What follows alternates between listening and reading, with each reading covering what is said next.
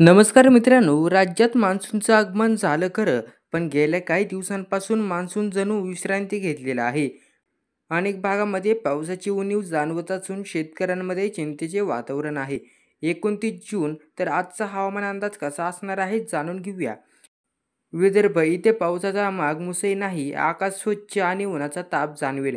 मराठवाड्यामध्ये काही ठिकाणी हलकासा पाऊस होण्याची शक्यता आहे, पण बहुतांश भाग कोरडेच राहणार आहेत.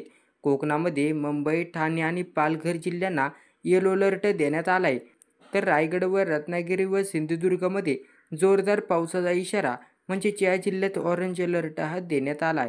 पश्चिम महाराष्ट्रामध्ये पुणे, सातारा आणि घाटमाता परिसरात मुसळधार पावसाची शक्यता असून अलर्ट हा देण्यात आला. कोल्हापूर घाटमाथ्याला येलो अलर्ट हा देण्यात आला.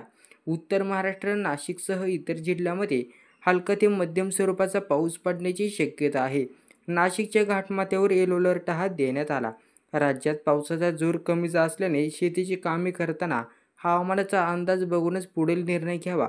ढग आहेत पण बरसतील कधी याची खात्री नाही.